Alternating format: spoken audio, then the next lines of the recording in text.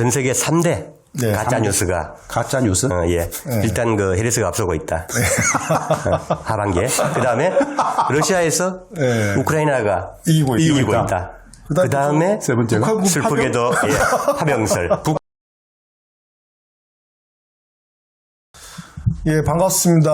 아수다 시청자 여러분, 그리고 야단법석 TV, 김진양 TV, 통일시대 TV의 구독자 여러분, 그동안 잘 지내셨습니까? 오늘도 제 곁에 두 분의 이사장님 모시고 오늘 방송을 하려고 합니다. 예, 일단 두 분 먼저 인사 좀 하시죠. 예, 예. 반갑습니다. 반갑습니다. 네, 예, 반갑습니다. 예. 반갑습니다. 매우 반갑습니다. 자, 지난주에 세계인의 초미의 관심사, 미국 대선이 이제 끝났죠. 그리고 저희들은 예상을 했습니다. 그 전에 방송에서 트럼프가 이긴다. 뭐 이건 기정사실로 압도적으로 이길 것이다. 할 수 있다. 그래서 트럼프가 이제 당선이 됐습니다. 근데 그날 당일날 오전까지만 해도 우리 국내에 올라와 있는 이 연합뉴스를 비롯한 또 외신의 어떤 속보를 재중계방송하는 이 언론 보도를 봤을 때는 해리스가 이길 가능성이 상당히 높다. 이런 이야기가 그 전 며칠 전부터 예. 투표날 당일까지 이런 이야기가 나왔는데 결과는 이제 저희들이 예상한 대로 이렇게 트럼프의 당선으로 갔는데 이 트럼프의 당선 거칠게 생각을 한다면 어떻게 바라봐야 될 것인가. 또 이 당선의 과정에서 우리가 특별하게 좀 주목하고 짚어봐야 될 부분이 뭐가 있는가. 요 얘기부터 좀 시작을 좀 하도록 하겠습니다. 먼저 우리 이사장님 먼저. 예.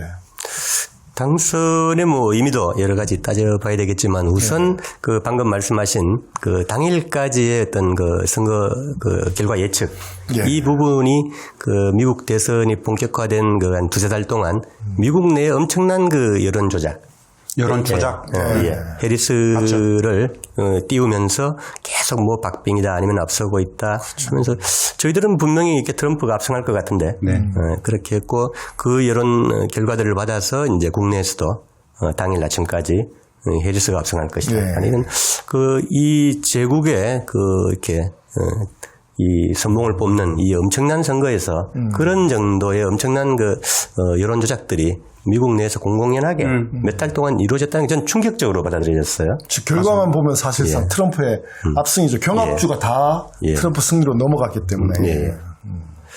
그래서 그런 부분들이 가능한 어떤 그 여론 지형들, 사회 시스템, 물론 이제 민주당 내 또아리를 튼 이제 네오콘이나 공산복 합체, 조국적 자본, 이 기득권 세력들이 해리스를 급히 이렇게 변칙적으로 대선 후보로 띄우면서 그렇게 이렇게 트럼프의 집권을 재집권을 저지하기 위한 몸부림으로 사회 전체를 이렇게 기획해서 움직인 엄청난 그 여론 조작의 과정이었다.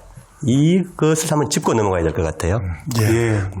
저도 유경환 이사님 저 말씀 너무 공감하고 진짜 1000% 2000% 사실은 굉장히 분노스러운 이야기예요. 압도적으로 트럼프가 될 수밖에 없는 구조라고 봤는데 미국에서 전해지는 수많은 그 언론들의 뉴스 보도는 말씀처럼 똑같은 중원본입니다. 왜 압도적으로 해리스를 만들려고 언론들 스스로가 날뛰었는지 진짜 날뛰은 것을 좀 봤어요. 왜 그게 분노스러웠는가. 진짜 미국 사회가 병들었구나. 민주주의 모델이라고 하는 미국의 수많은 그 언론사들이 자기적으로 여론을 조작해서 해리스에게 긍정적인 선거 구도를 만들어주기 위해서 그런 계속 여론 조작을 했잖아요. 당일까지도. 저는 상징적으로 그 자체가 미국 사회가 엄청나게 병들어 있고 말씀처럼 그것이 민주당뿐 아니라 전체 언론을 장악하고 있는 그 그룹들. 사실 네오콘이다, 군산복합체다, 시오니스트다, 딥스테이트다 거의 한 몸이라고 좀 보여집니다. 그들에 의해서 미국 전체가 심각하게 여론 조작에 엄청난 병든 사회처럼 앞으로 이건 말입니다. 오늘 이후에도 계속 나오는 미국발 뉴스들은 걸러서 봐야 된다.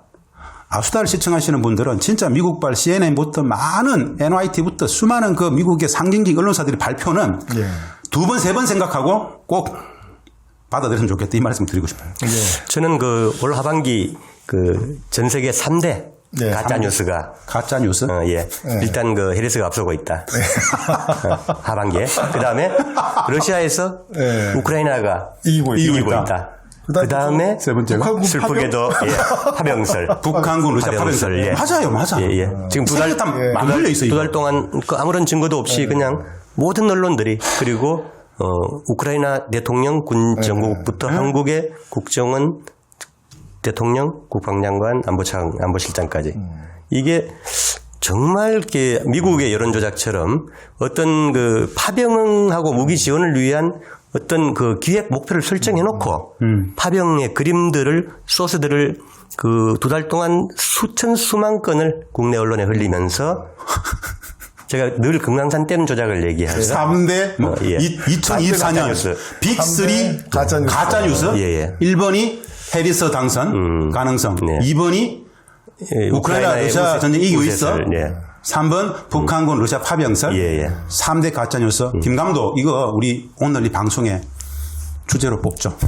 근데 그 3대 가짜 뉴스에 대해서 또 저희 아수단 줄기차게 진실을 이야기해 왔다는 그런 또 이 긍지와 자부심이 좀 있다 이런 생각이 좀 들고요. 저는 이 3대 가짜 뉴스와 관련해서 재밌는 게 그 3대. 윤석열 대통령이 11월 7일 날 기자회견을 했잖아요. 아, 예.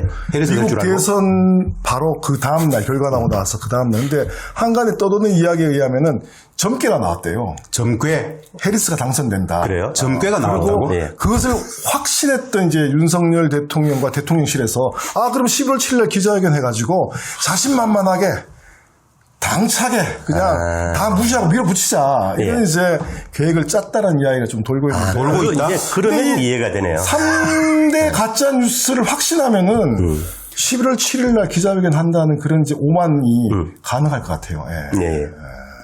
그날 기자회견 보고 다들 반응들 봤으면 참. 반응들이 참. 자, 이제 본격적으로 점괘를 보고 기자회견 했다? 그런 이야기 카드라죠? 예, 왜냐하면 이 정부는 팩트 확인은 안 되지. 무속 정부, 점괘 정부이기 때문에 그런 일이 있었다. 무속 정부, 점괘 정부. 이야기가 한간에 돌고 있다. 예. 자, 이제 좀 본격적으로 이야기를 좀 해봤으면 좋겠는데 일단 뭐 저희의 초미 관심사는 대선 결과인데 트럼프의 당선으로 끝났고 그러면 이 트럼프의 당선이 향후에 세계 정세, 국제 질서에 어떤 영향을 미칠 것인가가 또 많은 사람들이 갖고 있는 관심이 아닌가 싶은데 그중에서 첫 번째로 저는 이야기하고 싶은 게 그러면 우크라이나 러시아 전쟁 예. 어떻게 되나 이대로 이제 종전되는가 전쟁이 이제 끝날 수 있는가 트럼프는 본인이 이제 당선되면 바로 전쟁 중단시키겠다. 뭐 푸틴하고 지금 전화를 했냐 말았냐 이런 이제 소문도 있는데 푸틴하고 이야기해서 이 전쟁 끝내겠다라고 얘기했는데 과연 우크라이나 러시아 전쟁의 향방은 어떻게 될 것인가? 전쟁은 끝날 수 있는가? 여기에 대한 이 전망을 먼저 한번 해봤으면 좋겠습니다. 이스라엘 가자 학살도 얘기해줘, 같이. 예. 그렇죠. 일단 뭐 우크라이나 부분을 먼저 예, 우크라이나 먼저. 짚어보는 게 예. 집금. 예. 그 트럼프가 일단 그 4년을 건너뛰어서 재임한 또 상당히 그 독특한 대통령이 됐는데 재밌는 게 1기 때 뭐 누차 말씀드리지만 그 나토 해체하겠다.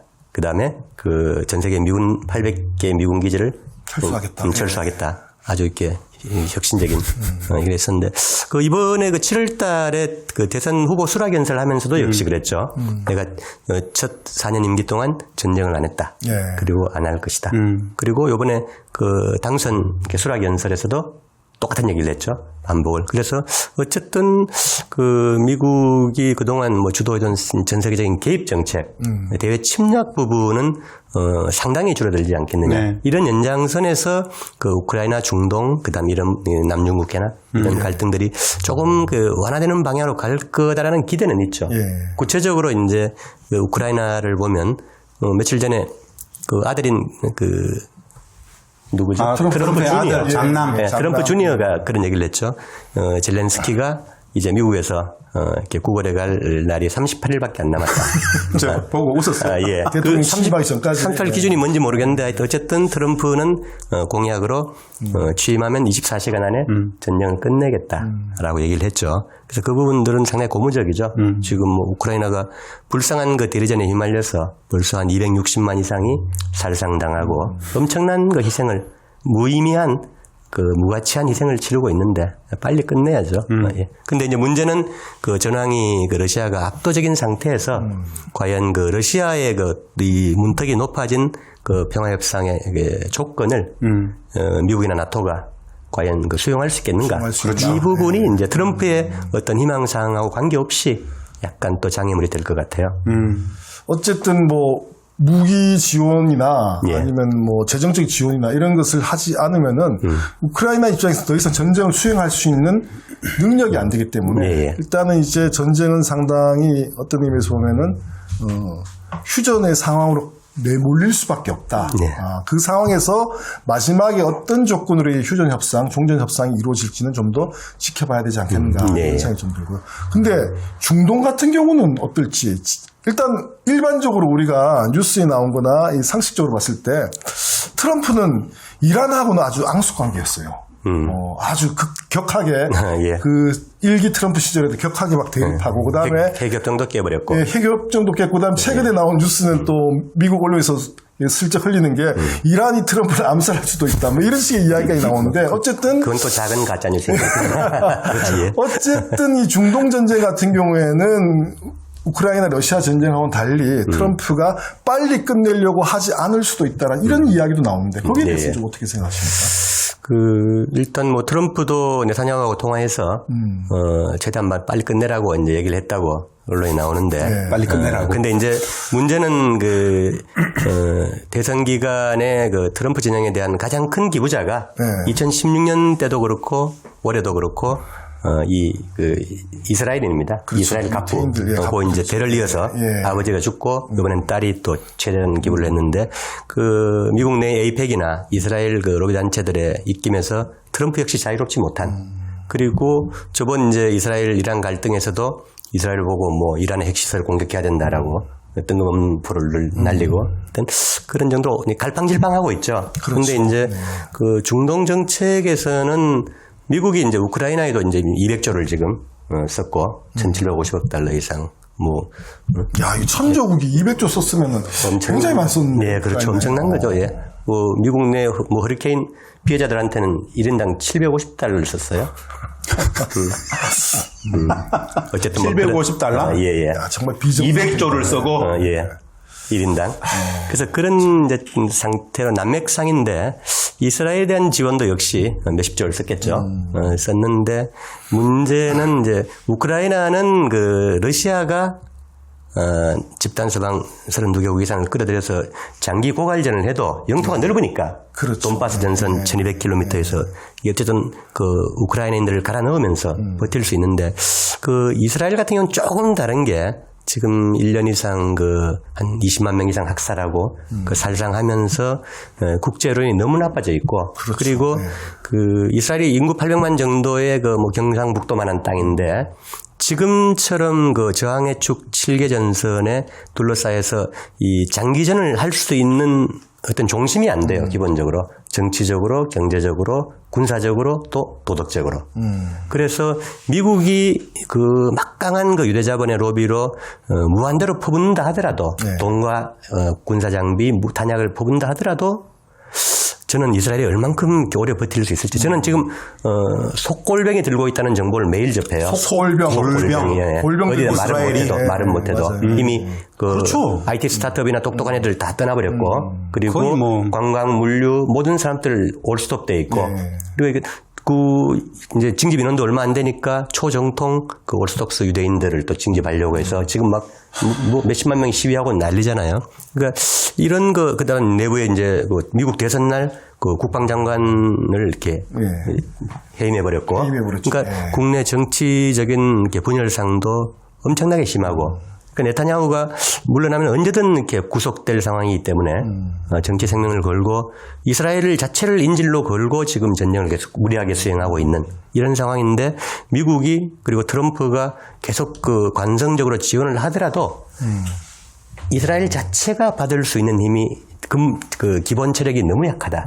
저는 이전력을 계속 보고 있어요. 그러면 지원을 줄이거나 이렇게 했을 때는 사실상 이 중동 전쟁도 이스라엘이 더 이상 버티기 힘들기 때문에 결국 휴전 협상을 할 수밖에 없는 그런 상황으로 갈 것이다. 그렇죠. 그리고 이제 오늘 아랍 그 이슬람 그 정상회담에서 59개국이 모여가지고 59개국이 이제 그 유럽 유엔 안보리에 예. 이거 그 이스라엘 그 제재하고 어떤 그 국가로 이렇게 스톱할 수 있는 어떤 그 결의안을 내야 된다라고 촉구를 하고 국제 여론도 지금 최악의 상황으로 이렇게 가고 그렇죠. 있죠. 예. 가자 북부는 완전한 그 기근 상황으로 내몰리고 있는 참담한 상황이고. 알겠습니다. 근데 저는 이 대목에서 또 하나 궁금한 게요. 예. 어쨌든 트럼프가 당선되고 나서 세계 현재 양대 전쟁, 우크라이나, 러시아, 그리고 중동 전쟁을 중단시키겠다. 이렇게 지금 천명을 하고 나오는데 트럼프는 왜 그런 형태의 행보를 하고 있을까? 하게 됐을까? 트럼프가 저는 개인적으로 트럼프가 평화주의자라고 생각을 안 하거든요. 근데 왜 트럼프가 갑자기 전쟁 중단, 사이좋게 지내, 내가 중간에서 중재해줄게 이렇게 나서고 있는가? 무엇 때문인가? 뭐 이런 부분에 대해서도 한번 좀 생각해봐야 되지 않나? 뭐라고 생각하십니까, 우리 김 사장님? 그 전에 예. 저는 오로지 뭐 모든 24시간의 모든 사고의 중심을 한반도 평화, 한반도의 평화를 어떻게 실현할 것인가 라는 관점에서 예. 트럼프의 당선을 우리가 어떻게 적극적으로 좀 활용할 것인가라는 생각. 그런 측면에서 여하간에 트럼프에 대한 선호가 있는 많은 사람들의 평가가 있습니다만 특히나 미국 내에 있는 민주당 그러니까 지지 세력들한테 트럼프의 당선은 그야말로 재앙인데요. 암몽이죠. 그렇죠. 회의는 하고 그래서 저는 한반도 평화라는 전쟁을 끝내는 전 세계 전쟁을 끝내고 어떻게든 전쟁을 끝내겠다라는 관점 하나만으로도 저는 많은 세계의 질서가 좀 변할 수 있겠다라는 희망 하나는 갖고 있습니다. 예. 이건 트럼프에 대한 호불호를 떠나서 그렇죠. 말씀을 드리고 싶고요. 저는 일찍부터 우리가 사실은 바이든 지난 4년 내내 민주당 정권 시절 언제도 마찬가지였죠. 이 지긋지긋한 전쟁을 늘 기획하고 전쟁을 늘 만들어내는 전 세계적인 비극의 핵심은 전쟁을 기획하고 만들었던 그거 원인이었지 않습니까? 그렇죠. 최소한 우리가 이걸 미국이라 그랬는데 미국을 세세하게 좀 잘 들여다봐야 되겠다는 생각이 들었었어요. 트럼프는 그런 네오콘들과 굉장히 척져 있잖아요. 그런 군산복합체들이 끝끝내 수많은 언론을 동원해서 이 트럼프를 낙선시키기 위해서 노력했단 말입니다. 이건 불을 보도 명확하잖아요. 예. 한반도 평화의 관점에서 어떻게 활용할 것인가라는 고민을 계속하는 과정에서 당선되자마자 트럼프가 읽었던 10가지 공약이 있죠. 네. 예. 10가지. 네. 그걸 보면서 지난 1, 2차 세계대전 이후에 전 100년의 미국 역사 속에서 아이젠하우가 존 F 케네디가 그렇게 죽임을 당했던 닉슨 그 많은 역사 속에서 트럼프는 뭔가 새로운 이야기를 하고 싶어 하는구나.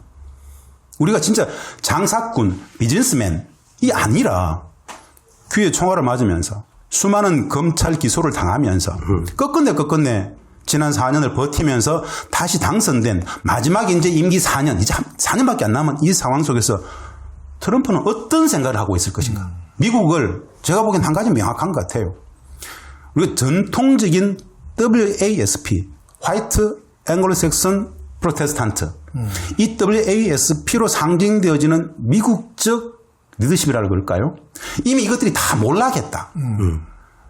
소위 말해서 천조국, 1100조, 1800조라 되는 전 세계 군사적 패권을 유지하기 위해서 어마어마한 생돈을 갈아 넣었던 그것들을 800기 미군지들 다 불러들여가지고 전쟁 좀 그만하고 미국 경제를 좀 챙기자라는 이런 기조를 계속 이어갈 거다라는 생각을 한단 말입니다. 그렇다면 저는 말입니다. 71년 이 전쟁 체제를 끝내야 되는 우리 입장에서는 적극적으로 활용할 필요가 있다는 생각이 듭니다. 네, 그렇죠. 100%. 그런 측면에서 이미 싱가포르 합의돼 봤고 네오콘들한테 완패당하고 하노이 노딜로 갈 수밖에 없었던 상황 속에서 지난 4년간 엄청나게 진화하고 성장한 트럼프의 소위 말하는 여러 비전, 그지 뭐 꿈일지도 모르겠고요. 공약 이런 것들을 우리가 간파해서 한반도의 전쟁 체제를 끝내는 문제, 북미 관계 정상화의 문제, 이런 부분들을 잘 그려봤으면 좋겠어요. 진짜. 그래서 단순한 사업가, 돈 내지는 좀 이상한 놈, 뭐 진짜 개망나니가 아닌 악마화된 조금 더, 물론 이것도 패권주의자고 그렇잖아요. 그럼에도 불구하고 진일보했던 그 트럼프가 생각하는 지점들을 포착해서 100% 200% 우리가 한반도 평화의 질서에 트럼프의 저 전략적 의도를 맞물리게 하는 이 작업들을 좀 했으면 좋겠다는 생각을 많이 가집니다. 저는 말씀 들어보니까 저는 이제 개인적으로 트럼프의 기대를 거는 이유가 여기는 이제 사업가 출신이잖아요. 네, 사업가. 물어봤고 사업적으로 성공을 해봤고 이 사람의 눈에 비치는 미국 세계 질서는 기존의 이 군산복합체 눈에 비친 세계 질서하고 좀 다른 것 같아요. 그러니까 미국이 굳이 왜 여기저기다가 이제 전쟁을 일으키고 여기 끼어들어서 이걸 평화를 수호한다는 이름으로 세계 경찰이라는 이름으로 이렇게 돈을 펑펑 써가면서 비효율적인 것을 하고 있냐. 차라리 이 돈을 필요한 너네들이 직접 뭐 부담해라. 비용 부담해라. 이 돈 난 미국에 가지고 와서 미국 경제가 잘 사는데 미국이 좀 더 나아지는데 여기다가 투자를 하겠다. 이 마인드, 그게 저는 기존의 이런 이제 정치인하고는 다르게 사업가적 마인드로 접근을 하니까 이런 다른 해법을 지금 던져놓고 있는 게 아닌가. 그래서 저는 솔직히 트럼프의 인간성 뭐 이런 걸 다 떠나가지고 이 사람이 이런 식의 철학이나 마인드를 갖고 있다라면 이거는 굉장히 세계 질서를 바꾸는 데 있어서 긍정적인 영향을 미칠 수도 있겠다. 이런 잘 활용하면 있다. 이런 생각이 좀 싶어요. 그 트럼프가 그렇게 사업가적인 이렇게 기질로 특성을 살려서 마음을 이렇게 바꿔먹은 배경은 또 다른 측면도 있는 것 같아요. 네. 일단 그 91년도 소련이 망한 다음에 이 1급 패권국이 되면서 이제 그 중동으로 가자. 그 자원을 먹기 위해서. 그래서 이제 2001년부터 아프간, 이라크, 시리아, 리비아, 소말리아 뭐 다 깨고. 다 그렇죠. 깨고 이제 이렇게 장악해서 전쟁하는 나라, 자원을 뺏어먹고 전쟁을 하면서 군산복합체들이 이중으로 살찌우고 이런 시스템으로 그 독주를 했는데 이제 어느 순간에 이제 2020년대가 되니까 이제는 그게 힘에 붙이는, 힘에 붙이는 이게 브릭스 중심의 새로운 정치 체제도 들어서고 또 뭐 북이나 뭐 중국, 러시아, 이란 군사적으로도 이제는 만만하게 이렇게 할 수 없는 오히려 밀리고. 예, 그렇죠. 그런 상황에서 또 한 20년 충분히 빼먹었는데 계속 그 현지에서 충돌하면서 그렇게 이렇게 개입을 하기에는 스스로 이제 힘에도 붙이고 그 비즈니스 상으로도 이게 그렇죠. 남는 장사가 아니야. 그렇죠. 한계에 도달한 이런 양측면 때문에 이제 계속 빼야 된다는 게 미국 내 어떤 절반의 여론이고 그 맞죠. 세력을 대변하는 게 트럼프다. 맞죠. 이렇게 냉정하게 봐야 될 것 같아요. 그런 점에서 본다면 트럼프의 이 정책은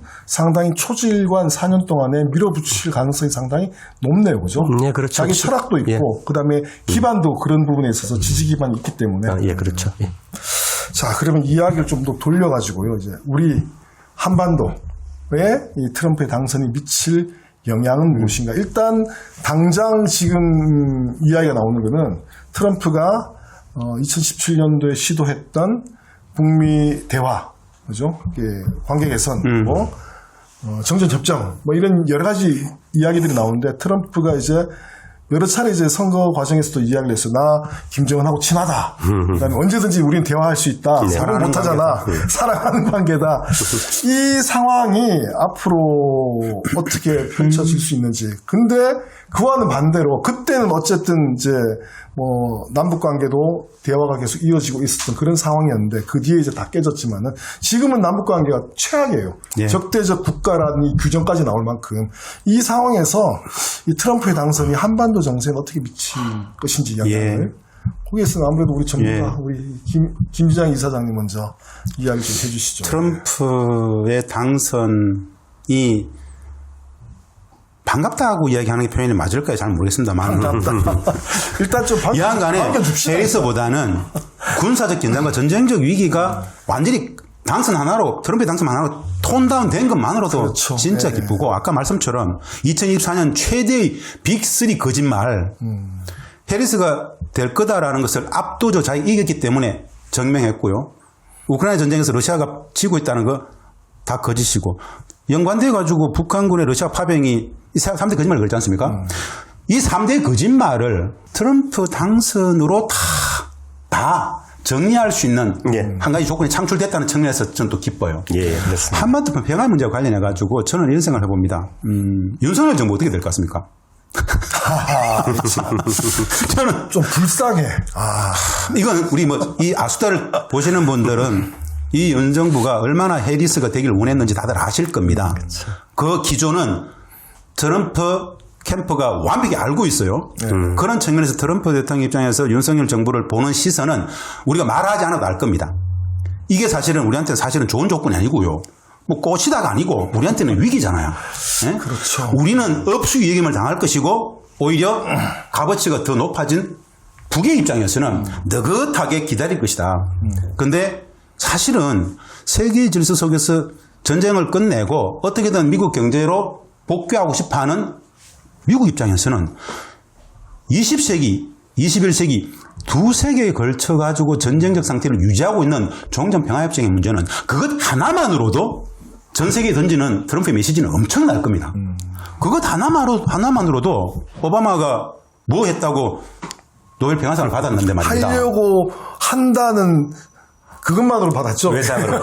외상으로. 그걸 받았잖아. 저는 진짜 좌고 우면하지 않고 트럼프가 자기의 전략적 기조에서 전 세계적인 전쟁을 끝내고 미군 부대를 좀 불러들이기 위해서 가장 먼저 취할 수 있는 조치가 현존하는 미국의 전쟁적 상대인 북측과의 관계 정상화 종전평화협정을 하자라고 말하는 순간 바로 노벨 평화상을 받을 것이다. 그 힘을 가지고 자기 힘을 좀 그 덩이 업고 뭔가 큰 그림을 그리려고 하지 않겠는가라는 생각. 이건 저한테는 말입니다. 우리가 조금 남루하게 지금 업수위기임을 당하는 상황이지만 한반도의 전쟁가 끝난다는 상황만으로도 땡큐. 고맙다. 감사하다. 이 조건들을 좀 우리도 스스로 좀 창출했으면 좋겠다. 더불어 윤석열 정부가 있긴 하지만은 이 트럼프의 전쟁을 끝내겠다는 전략에 부응할 수 있는 여론들을 우리도 같이 만들었으면 좋겠다. 이 생각을 가지죠. 그 부응하는 여론을 만들려면 일단 태진이 좀 빨리 좀 해야 되지 않을까. 촛불에 나오겠죠. 태진이 평화다 그래요. 태진이 평화다. 태진이 평화다. 우리 평화를 이야기하는 트럼프 당선 상황에서 윤석열은 참 어울리지 않는 그림이에요. 그죠? 지금 기질적으로 어떨지 몰라도 트럼프 캠프에서 이거 아니야. 이미 계산서 다 나와 있어요. 뭐 방임이 몇 배? 9배? 100억 달러? 거기에 대한 우리 윤석열 대통령의 대응 준비는 뭔지 아십니까? 골프 연습이에요. 트럼프 만나면 일단 골프로 자기가 한번 뭘 좀 같이 대화를 나눠보겠다라고. 골프 지금 열심히 연습하고. 큰일 났어요. 그래서 제가 이제 몇 달 전부터 여기 아스타에서도 계속 얘기했잖아요. 젤렌스키하고 네타냐후 그리고 윤석열의 운명이 서로 맞물려 있다. 진짜 맞는 이야기죠. 늘 그렇게 말씀하셨잖아요. 예. 그래서 이게 전체 정세상으로도 그렇고 실제 이 세 사람이 국내에서 처해 있는 어떤 정치적인 난맥상 위기 상황을 봐도 그렇고 그다음에 미국이 전 세계 정책 속에서 이렇게 관리하고 조정하기 쉬운 취약한 상대라는 측면에서도 그렇고 그렇죠. 이게 불행한 측면이죠. 근데 이제 문제는 윤석열 정권의 운명은 이렇게 상당히 취약한 상태다라고 하는데 그나마 제가 트럼프가 좀 당선된 게 다행인 거는 아까 한 7년 동안 트럼프도 진화해 왔다고 그러셨죠. 그래서 이제 적어도 북을 보는 관점에서는 어쨌든 김정은 위원장하고 케미라고 하는 궁합이 좀 맞다. 그리고 이번에 대선 캠프 기간에 봐도 계속 유세를 가는데도 늘 김 위원장을 나는 친했다. 따뜻하게 지켜 세우고 핵 보유국 거의 기정사실을 하는 듯한 발언들을 하고 또 실내에도 위원장 사진 같이 만나는 사진 판문점에서 이런 걸 쭉 걸어두고 하여튼 여러 가지로 북에 계속 아주 좋은 사인을 콜을 하는 거죠. 보내고 있다. 반면에 이제 해리스는 그동안 얘기하던 전제 독재자고 또 아주 극악한 반복 표현들을 해왔고 그래서 그런 면에서는 다행인 것 같고 근데 이제 북에서도 재밌는 게 며칠 전에 조선중앙통신 이제 논평이 나왔죠. 트럼프가 이제 선거 유세 기간에 워낙 그 김 위원장을 팔아먹으니까 친한 척하니까. 야, 뭐 그때 그뭐 2017년, 18년 하노이나 싱가포르 만날 때는 그래도 트럼프가 성의를 다했고 결단한 거는 높이 평가한다 그런 취지로 하면서도 그래도 공은 공이고 사는 사다. 다시 만나려면 그거보다 더 큰 걸 준비해 와라. 뭔가 스스로 준비해야 돼요. 그래서 북에서도 아주 뭐 트럼프를 배척하는 느낌은 아닌 것 같은데 문제는 이제 지난 그 7년 동안 그 북미 대화를 재개하기 위한 진일의 문턱은 상당히 높아져 있다. 그리고 이제 북은 뭐 이미 완전히 그 북중러 이렇게 대륙으로 달려가고 있는 아쉬울 게 없는 상황. 그런 상황에서 그렇죠. 대화를 시작해야 한다. 명확하죠. 예, 알겠습니다. 그거 생각나요. 트럼프 대통령이 말입니다. 북측과의 관계 정상을 풀어가는 하나의 기회 요인으로 말입니다. 예. 이런 생각을 해보면 어떨까요? 미국 안에 있는 엄청나게 많은 그 우리 재미 교포들 이들의 역할을 키우는 것, 그들이 북을 방문하게끔 하는 것. 미국이 정부 안 나서고 이거 먼저 풀어주면 갈 거란 말입니다. 보세요. 미국에는 말입니다. 한국 전쟁에 참전했던 노병들이 진짜 많습니다. 이제 많이 돌아가서 죽었지만은 그 사람들에게 트럼프 대통령이 당신들은 그 시절에 미국적 가치라든가 자유라든가 뭐 이런 걸 해서 헌신했는데 내가 그 전쟁을 끝내주겠습니다. 라는 그림들을 함께 만드는 것. 그건 네? 의미가 있네요. 그림이 좋네. 그렇잖아. 그 한국전쟁 참전했던 그 노병들이 몇 년 전에 한국전쟁 종전해야 된다라는 퍼포먼스를 했었어요. 집회를 했단 말이야. 워싱턴에서. 그렇잖아. 그 한국전 참전했던 노병들이 이제 이 전쟁을 끝내야 됩니다라고 종전 피켓팅을 했단 말이에요. 그걸 안다라면은 자기도 전쟁 끝내고 싶어 하잖아. 그러면 그 몇 명 안 남은 사람들 만나가지고 훈장 쭉쭉 달고 있는 그 어른들한테 미국의 정신을 위해서 그 전쟁은 참 당신들의 숭고한 가치에 우리 제가 합니다. 그럼 미국적 이야기니까요. 해주면서 제가 그 전쟁을 끝내겠습니다. 이건 그림이 될 수 있잖아. 이 고민을 하는 이유는 딱 한 가지예요, 저는. 거기에 참전했던 것 자체에 대해서 뭐 칭송하고 싶은 마음은 전혀 없어요. 한반도의 평화를 어떻게든 당겨와야 된다는 입장 속에서 우리 재미교포들이 이런 그림들 많이 그린단 말입니다. 예. 활용할 필요가 있겠다는 생각이 드는 거죠. 그렇죠. 어쨌든 트럼프의 당선이 한반도 정세에서는 평화를 앞당길 수 있는 그런 형태로 좀 작용이 되어야 된다라는 그런 이제 기대를 많은 사람들이 하는 것 같아요. 그래서 북미 간의 이 정상의 어떤 만남이나 대화가 좀 다시 이제 진행될 수 있기를 기대하는 그런 면이 좀 있다 이런 생각이 좀 들고요. 마지막으로 하나 더 이야기하고 싶은 거는 중국하고 미국의 관계는 꽤 오랫동안 어떤 의미에서 보면은 미국은 중국을 이제 포위하고 압박하고 이렇게 해왔는데 이런 측면에서 그런 이야기들이 좀 있어요. 중국을 압박하기 위해서 러시아와 북하고의 어떤 관계, 러우 전쟁을 끝내면서 푸틴하고 관계를 풀고 다시 북미 대화를 시작하면서 이제 이 김정은하고 관계를 좀 풀어가지고 중국을 이제 압박을 하는 그런 형태로 좀 활용을 하려고 한다, 트럼프가. 이런 이야기들이 이제 외신에도 좀 많이 나오는데 그거는 좀 어떻게 바라봐야 될 것 같습니까? 미중 관계 어떤 전망이라든가 이런 것들은. 결론적으로 말씀드리면 지금 이제 북이나 중국 러시아의 어떤 전략적인 단결의 수준.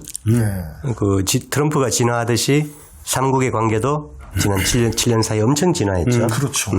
특히 이번 올해는 이제 조러 북러 관계 조약도 이미 오늘 아침에 김정은 위원장까지 비준됐죠. 이제 비준서 교환하면 효력이 발생하는 이런 상태에서 미국이 이제 글로벌 전체 차원에서 이제 주도력을 갖고 약간 북에 어떤 선물을 안기면서 관계 정상으로 나가고 그 반대급부로 북과 중국, 러시아가 이격된다. 약간 떼낼 수 있죠. 중립화하거나 이제 그럴 정도의 단계는 이제 지난 것 같아요. 2017년 정도면 일부 가능했을 수도 있고 또 조금 더 시점을 저기 당겨보면 1971년도 핑퐁 외교로 중국을 미국이 떼어낼 때는 소련에서 확실히 떼어냈죠. 그리고 그 선물로 베트남 전쟁을 종결을 한 측면도 있고 그럴 때는 미국이 완전히 그 지구촌 전체 전략을 짜면서 주도적으로 그걸 다 성공을 시켰는데 지금은 미국 내 그런 전략가도 없는 것 같고 그리고 올해는 이제는 아까 말씀드리기 힘들 것 같다. 똑같은 이야기일 수 있는데 말입니다. 포인트를 이렇게 잡으면 조금 뉘앙스는 달라져요. 뭐냐 하면 미국의 바이든 그전에 이 전쟁적 전략, 확장 전략, 그 패권 전략 때문에 조중러가 완벽하게 하나가 됐잖아요. 이 스스로가 왕따가 된 거잖아. 어떻게 보면. 그렇죠. 미국의 정책 실패로 전발. 키신저가 가장 우려했던 상황이 그렇게 돼버렸잖아요.